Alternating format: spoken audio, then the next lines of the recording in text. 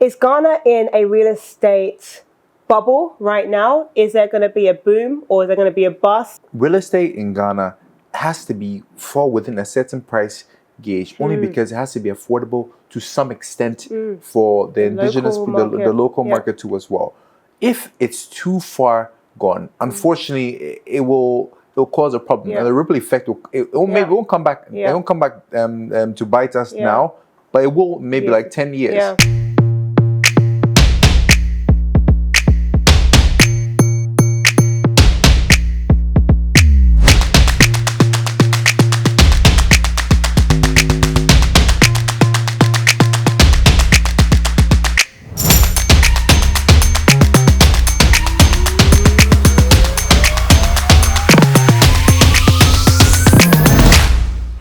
And welcome back to my channel. Today we are having a conversation with Maurice from IVI Properties, and we're going to be speaking about how you can get started in real estate in Ghana, the kind of things to look out for as somebody in the diaspora, and what it takes to be a successful real estate developer and entrepreneur here in Ghana. So guys, come with me.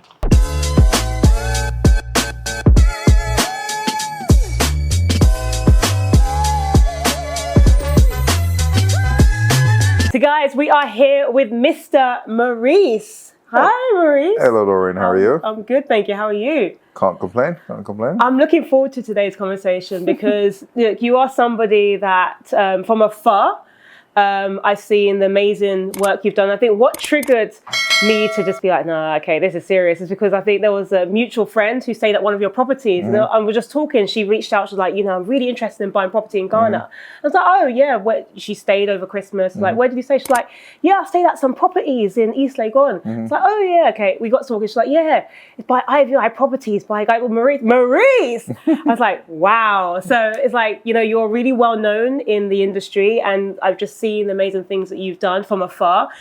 And I don't want to be afar anymore. I want to hear straight from the horse's mouth, so to say, how your journey has been, what has led you to build the success that you have managed to achieve so far in the real estate space in Ghana. But before we get there, I want to understand one thing about you. Let me know, what's your favorite food? What's your go-to food, your go-to meal? Interesting. I think anything with fish. Okay. I like a good fish fillet. Okay. Yeah, it's fish fillet and white sauce. That tends to be my favorite thing. I'm gonna probably get cussed out that. Because my next question was gonna be, are you what's your background? Are you born and bred Ghanaian? Yes, born and bred. And you want fish fillet? I know. It's I know.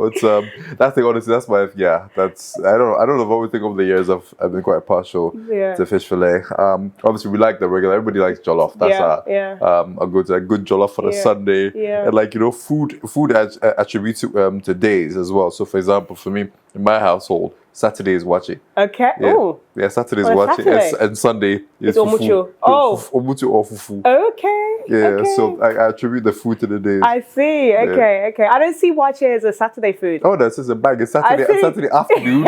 You've got a TV on. A Saturday afternoon TV on, or even slightly a little bit 11 o'clock. Yeah. I love it. I love it. Okay, so we've established that you are a typical Ghana man because fufu on a Sunday is straight Ghanaian. Oh, 100%. Shout out to my grandma for that. So. Okay, so tell me, where is your family from? What's your background? Okay, so I have a very blended family. My father's background, Lebanese. Wow. So my granddad, he passed a couple years ago, but he came to Ghana probably for about the 50s or 40s. So he worked during the Nkrumah era too as well. Had my father, so my dad's side is Lebanese. My mom's side, they are from Ibri and Ashanti too as well. So I'm blessed enough to have had that diverse outlook to life.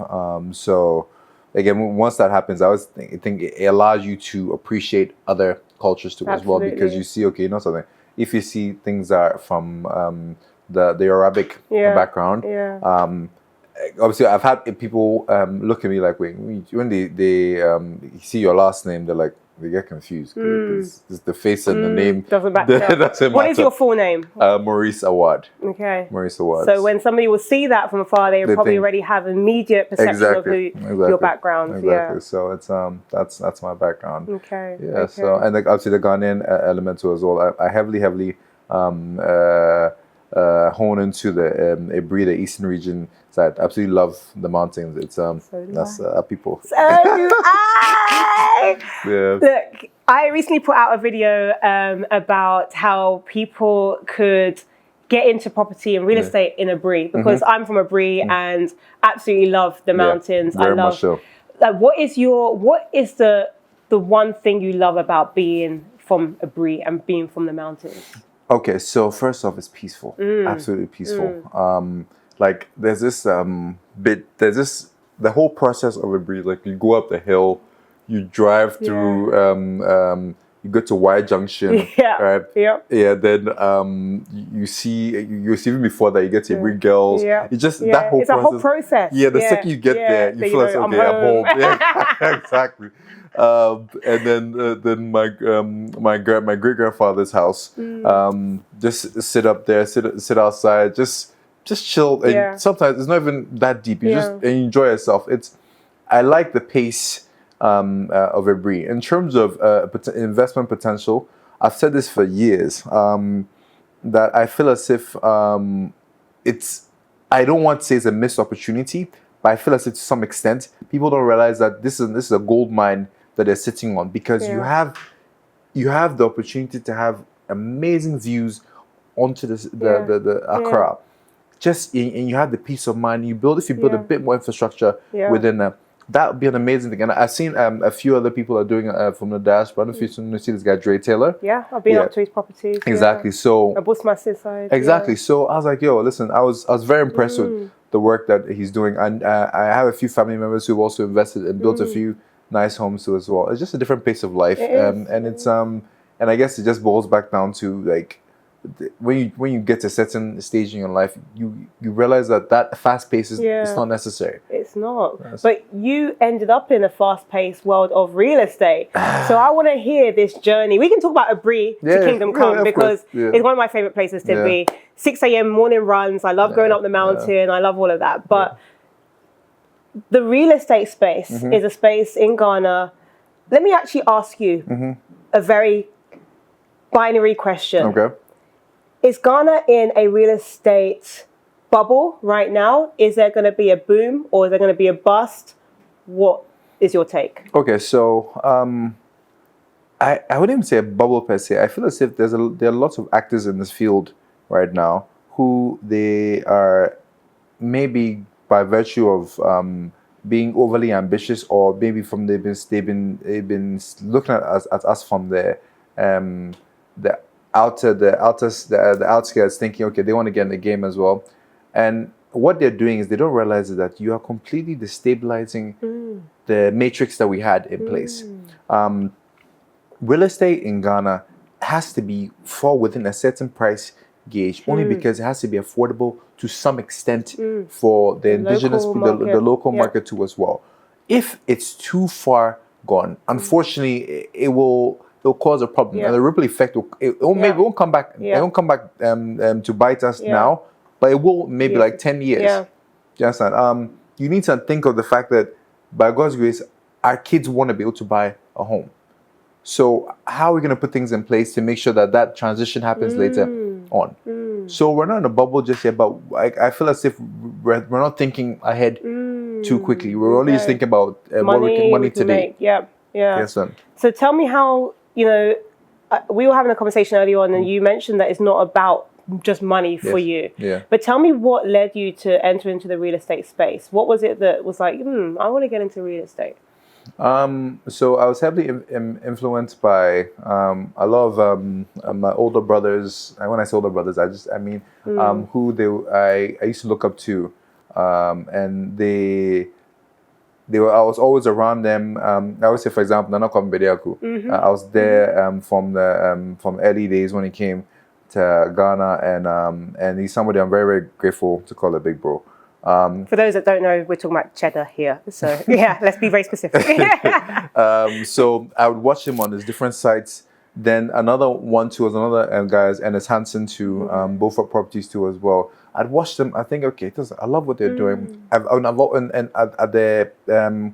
the fundamental level, I've always been a very creative person. So anything that has to do with creative direction and whatnot, I enjoyed it. So what I did was I transitioned it into property. Okay. So I helped with the property development in terms of finishing. So for example, like that's why I said that certain things, when I walk into a room, I can tell from just looking at it, okay, this carpenter didn't align the kitchen properly, or I can tell if the the electrician hasn't done. So those little minute details mean. And my wife is always complaining because she said I'm a bit anal, but it's fine. It's okay. I like what I like.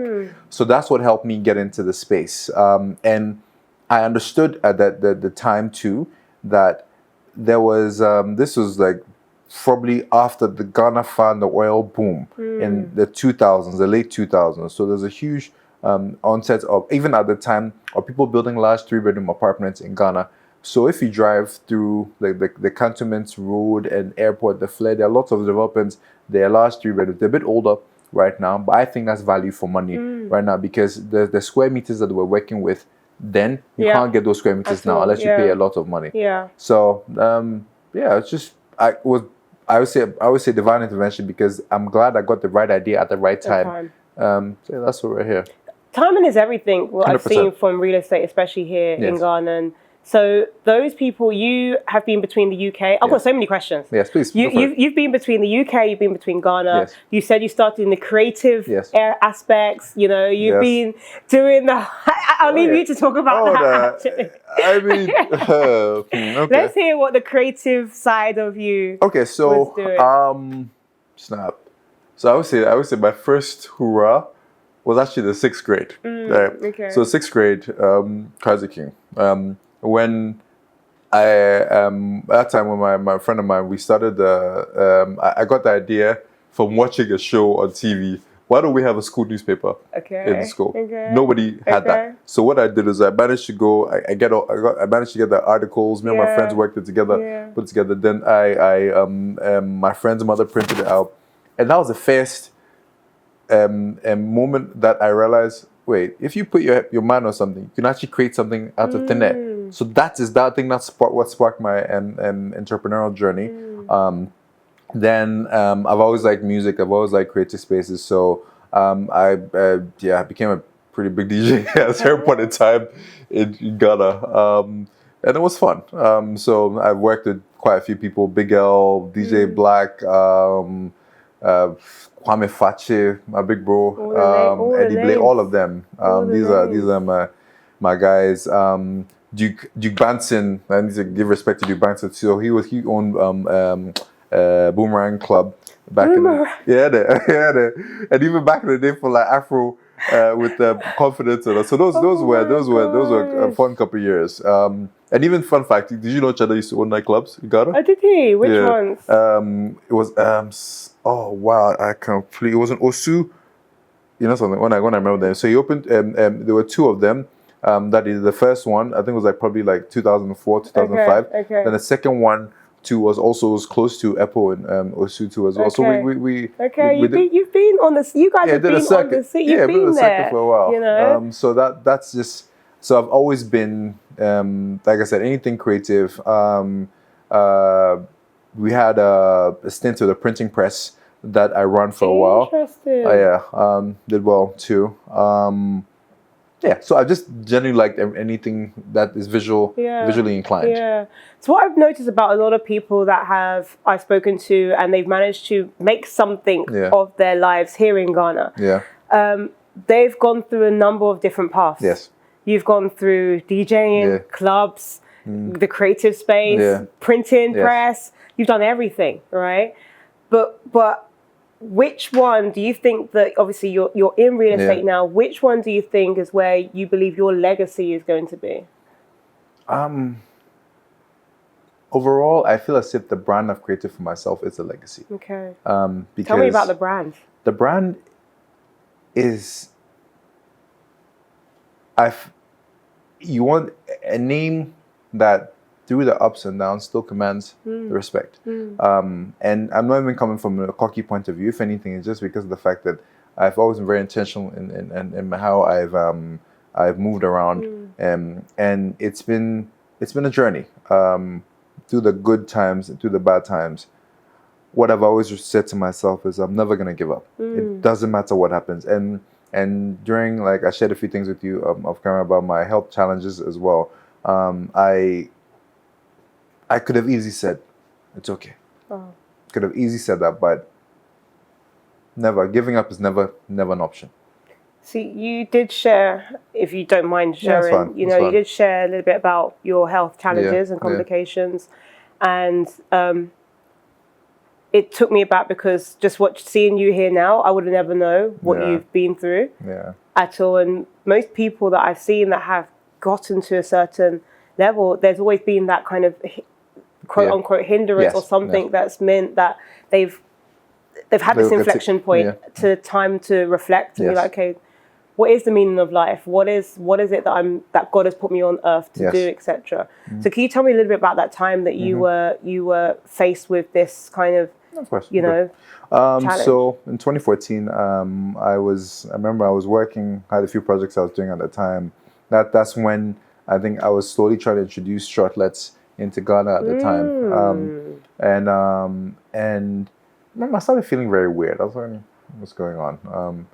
Then all of a sudden, I felt as if, then I woke up one morning and I couldn't move the right side of my body at all.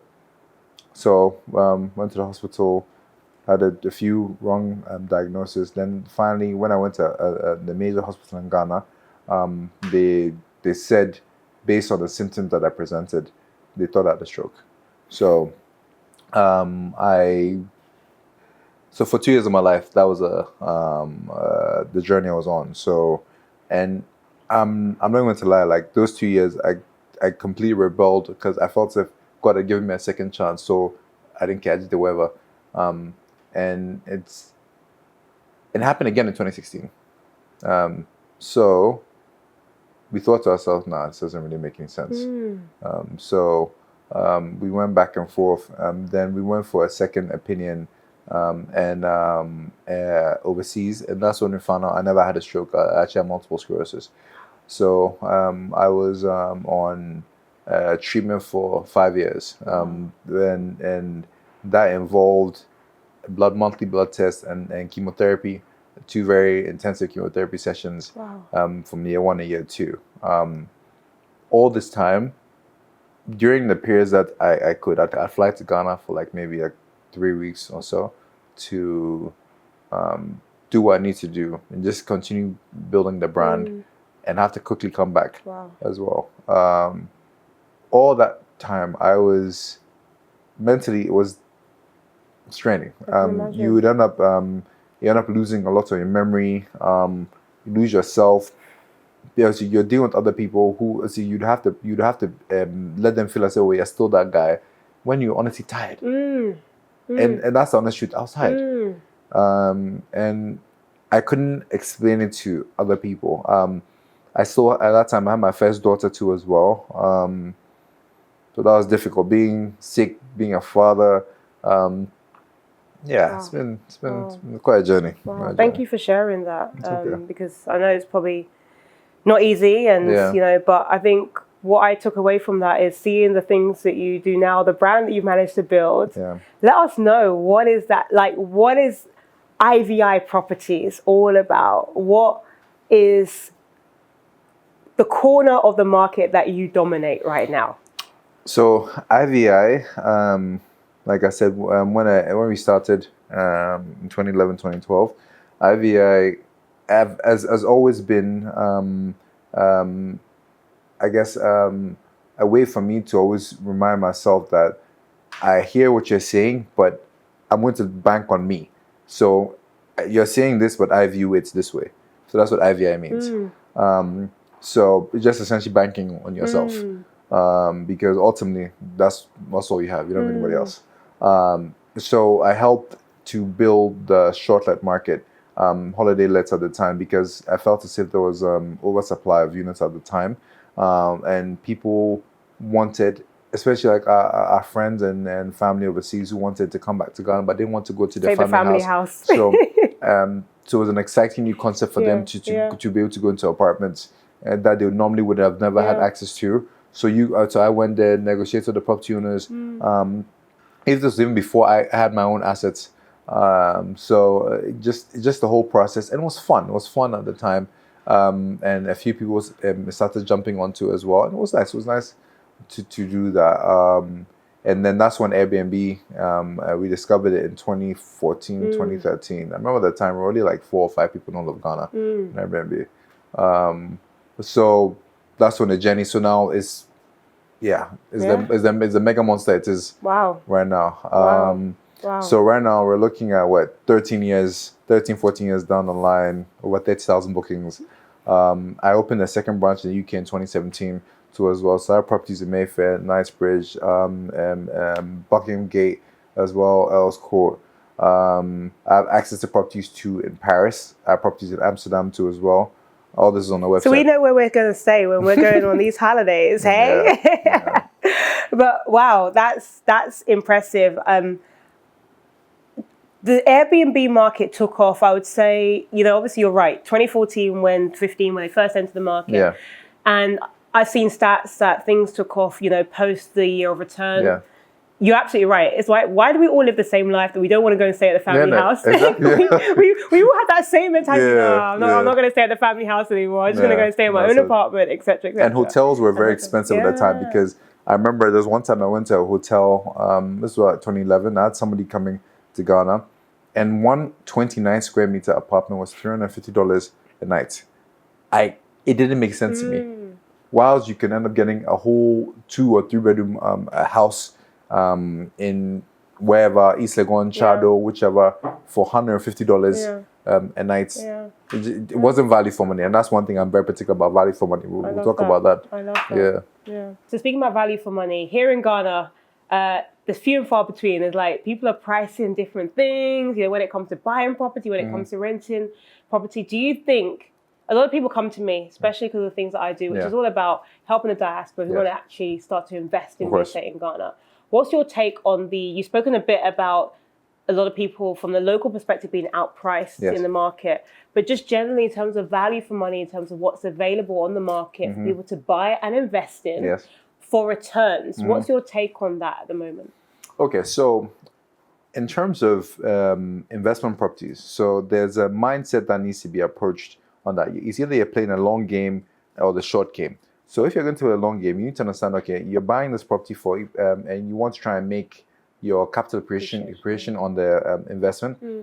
If you're buying this property that you're doing it strictly for the returns on investment, i.e. your rental yields.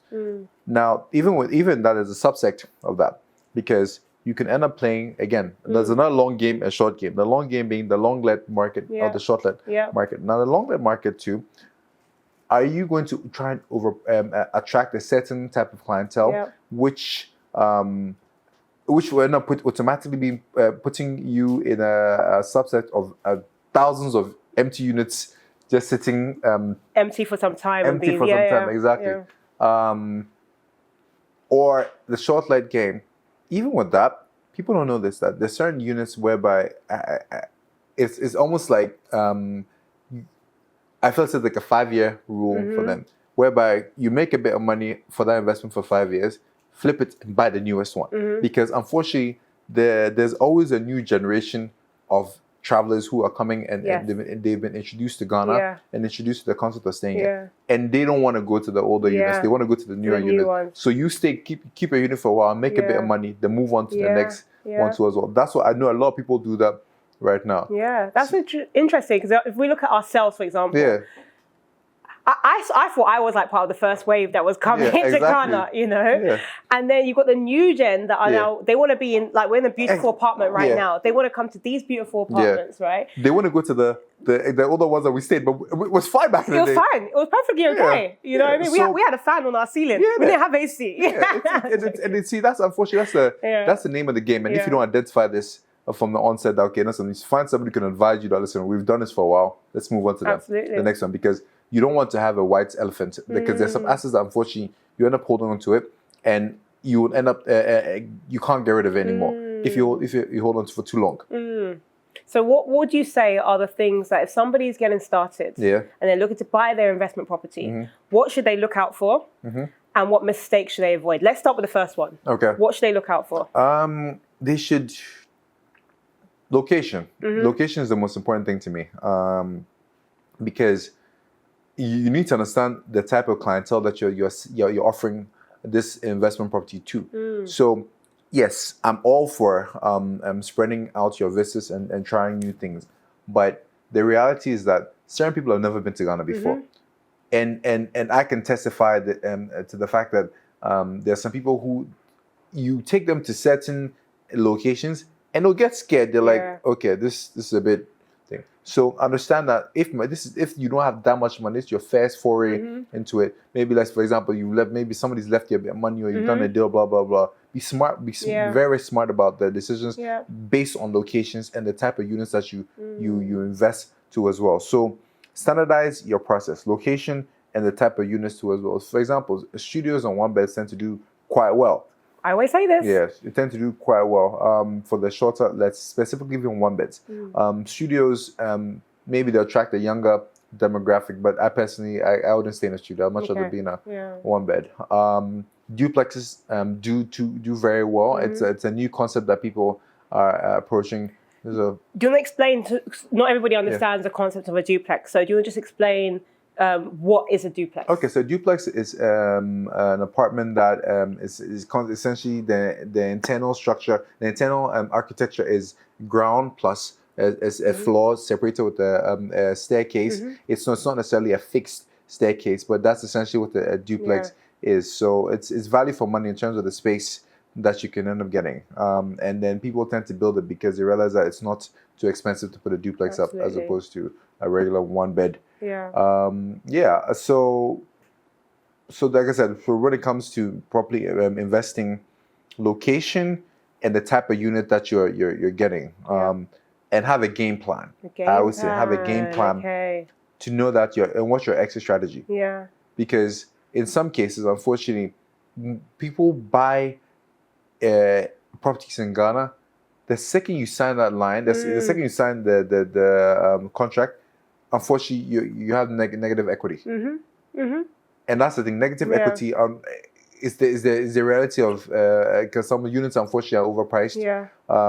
So you need to be very strategic in terms of how you're able to manage it. Also, are you going to manage it, or are you going to put a manager in place? Because IVI.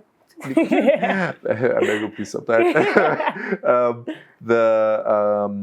Because in order to maximize your investment, it's extremely time consuming. Like I'll give an example. There were times when, like in 2016, when I had studios that I was running at the gallery, I'd get a call from the security guard at 1 a.m. Chief, I beg you, have somebody who wants to come into the apartment. I have the keys. I literally had to leave my house at 1 a.m. Go and give him the keys. Just because of the fact that you're making that little $70 a night at the time. But unfortunately, that's the name of the game. You won't have the time to do this. So put somebody in place who's got that time to do it. Or you can find somebody who can give you guaranteed rent too as well. And also there should be flexibility in terms of your expectations. So for example, I'm sure you know this. Yes, traditionally back in the day, people would say, okay, give me 6 months up front, 1 year up front, which I've never agreed with. I've always been in the position to advise my property owners. It's okay to take a monthly rent. Or quarterly. I don't even do 6 months. Quarterly. And it's okay to do that because some people can't afford. Exactly. And you want to lose out on people that can't bring the 6 months or 1 year. In fact, it's even against the law now. That you can't do more than 6 months. Good. I agree. And the most important thing is the pricing matrix. I keep on saying this. You end up overpricing the unit because you think it's a brand new property too as well. Please think long term in your game. If your game plan is not the short term game, you want to a long term game. Do not price your your unit for the short term game, because then that means you're mismatching your objective. There's a short term, they can afford to do high prices because they know they're only there for them. But it is your only investment that you put money in. Put somebody in there long term. Yes, If you can get the $1,000 per month and you're cool and they're in there. They're in there. Look, I've had tenants in the few of my properties for about 7 years. There you go. They're not looking anywhere else because you priced it. And it makes sense. Like, it has to make sense. And I said it, those who have listened, like God's grace, they don't know themselves, so they're watching this to know that they've listened. Yeah. And those who haven't, well, this is what it is. Yeah. So that the pricing matrix is a good point. So think about mismatch of pricing is a mistake that a lot of people make. What other mistakes would you say that people make when it comes to coming from the diaspora, purchasing a property for investment purposes? What are the mistakes? You said things to look out for, like locations, etc. But one of the things I want to pick up on, I'm also somebody that looks at furnishings, I look at finishings, etc. Right? What other things do you think people should look out for, or mistakes that they make when it comes to them seeing something brand new, it looks great, right? And then down the line, something happens, right? Good. So in terms of the materials that are used in some developments, they age, unfortunately, a bit too quickly. And when they age, in terms of getting them back to scratch, ends up costing a lot of money to redo a wall or find tiles, exactly certain things like that. Even the type of kitchenettes or kitchens that you end up putting in, you want to be able to have access to the same type. You don't want to end up now it's not. I need to fix it, and I need to go and find somebody else to do it. And I can't find the original supplier to as well. So developers should always give their investors access to the information where they bought their units from, so that if there's anything that needs to be done, they can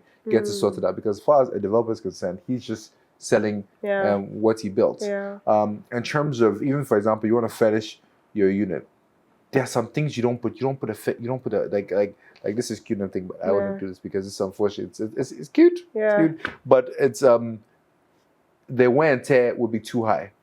So you need to think of all those different elements. I like a nice white wall because it's easy to paint. It should also darker colors. Also, if you're trying to attract the diaspora, understand the traveler market. Certain things that they need. They walk into an apartment. Make sure there's water in the fridge. Make sure the Wi-Fi is working, because that's the most important thing. Because somebody has probably traveled for maybe 6-7 hours and hasn't. They want to connect with their family. Exactly. Yes, and so all those elements need to be taken into consideration before you set up an investment property. You need to have a guide. Communication is very important. The second they land, what information are you going to give to them? That this is what is going to get your property XYZ, and also insurance if it's possible. There are a few companies that do, and I've had a few conversations a few years ago about establishing internal insurance for guests that are staying in your property. It's a conversation that we're developing, but it's definitely something that we've started.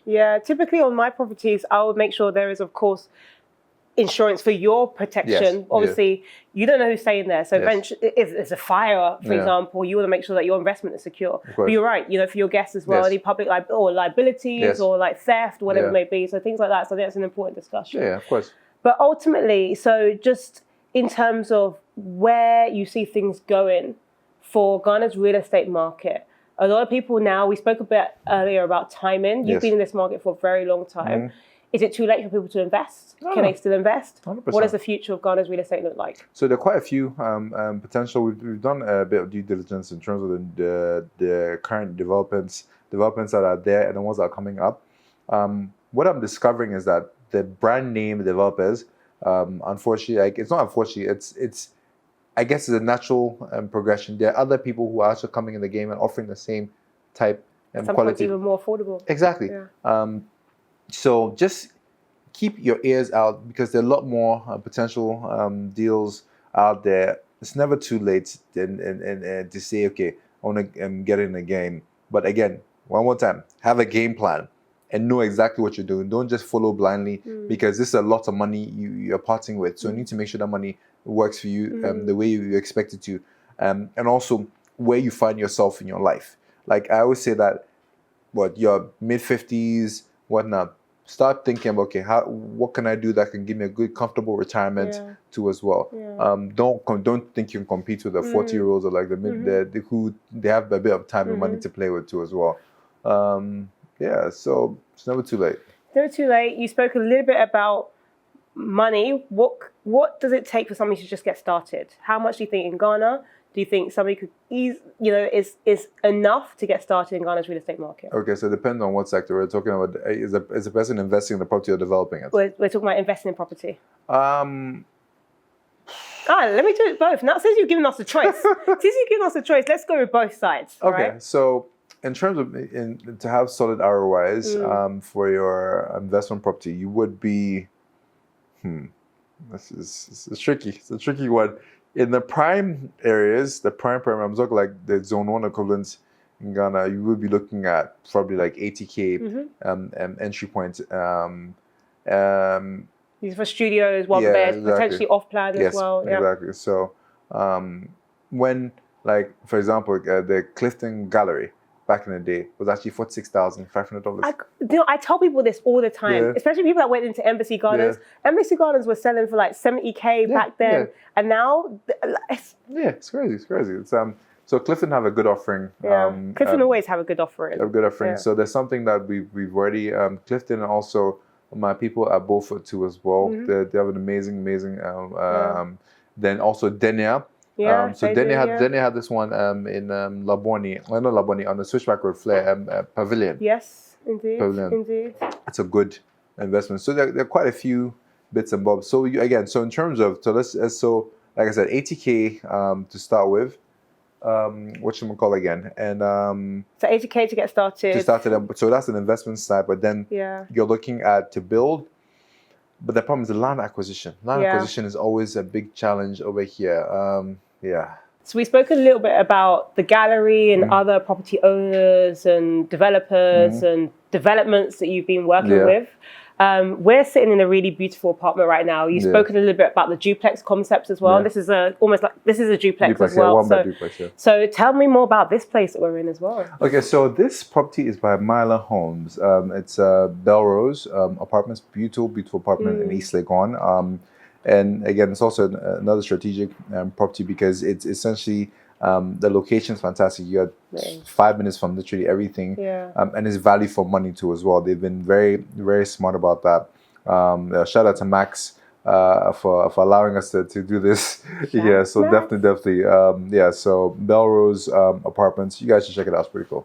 So Maurice, I really appreciate your time. I thank you so much for coming on and having this conversation. Thank you for having me. Being transparent about your history, your background. You know, I never knew that you had the Lebanese, ties as well. But the mountains, commonality there, I love. Of course. And just hearing your story. So thank you so much, and for inspiring also another generation. There's also more to you, the impact that you do with, the literacy drives that you do with universities. I think you've partnered with Lancaster University to do literacy drives to really encourage the next generation of people as well. So thank you for all you do. Thank you for the inspiration as well. Thank you for having me. Keep it going. So appreciate it. So guys, I hope you found today's conversation valuable and interesting. I did, and learned so much. And we're definitely going to have to come back with a part 2. But if you found today's video useful and you learned about how much you need to get started, what the returns look like, things to avoid, locations to invest in, then give this video a thumbs up, give it a like, and also drop in the comments something that you learned for the first time as well. And if you haven't done so far already, make sure you subscribe, make sure you do like, and I'll hopefully see you in part 2. So see you there. Bye.